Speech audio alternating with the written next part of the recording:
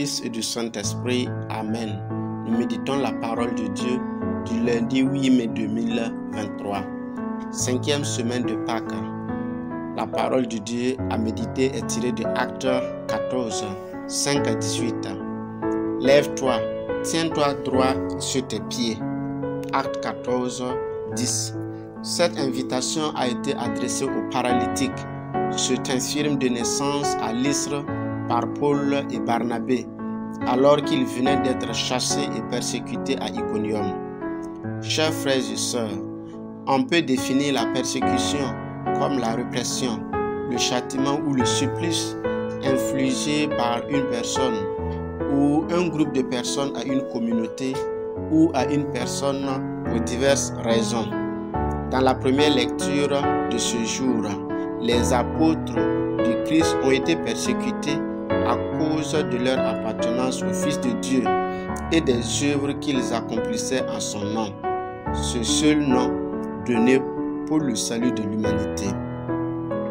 La méditation quotidienne du livre des Actes des Apôtres nous révèle les effets positifs de la persécution sur les disciples. La persécution a impacté positivement la vie de l'Église tout au long de son histoire. Le premier effet de cette persécution est le renforcement et la consolidation de l'amour des disciples avec Jésus leur maître.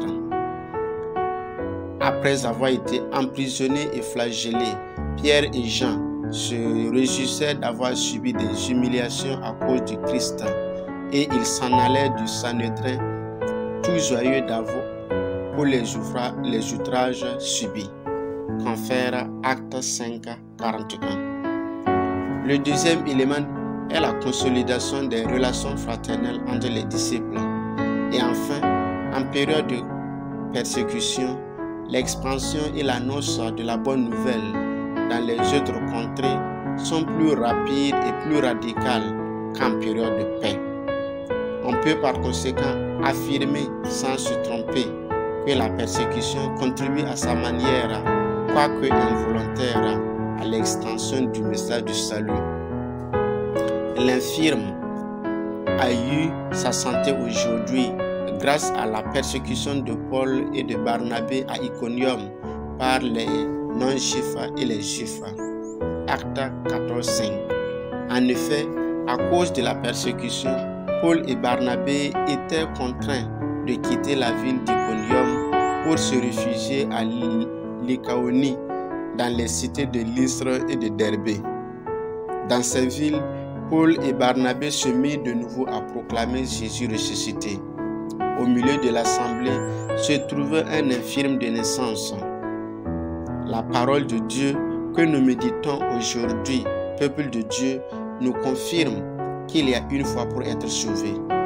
Cet homme, ce paralytique qui écoutait les paroles de Paul, avait cette foi.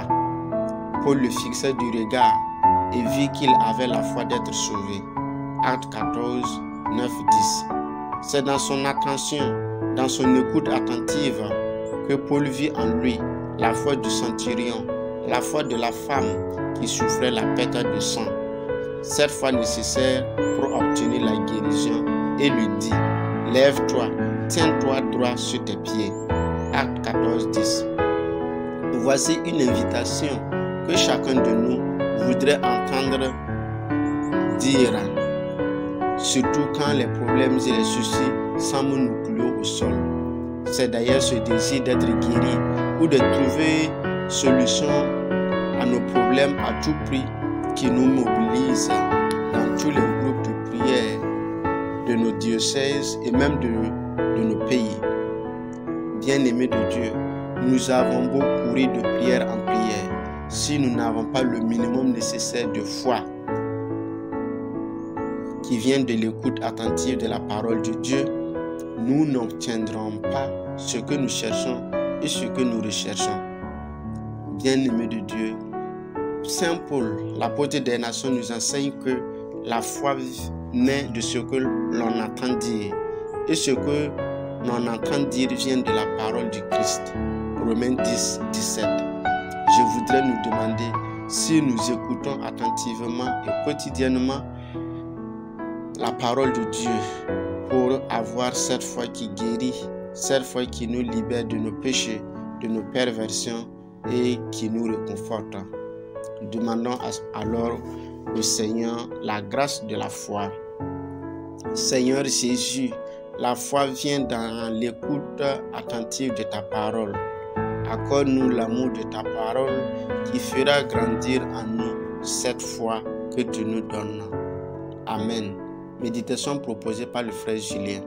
Que le Seigneur vous bénisse au nom du Père et du Fils et du Saint-Esprit. Amen. Je vous souhaite une semaine mariale.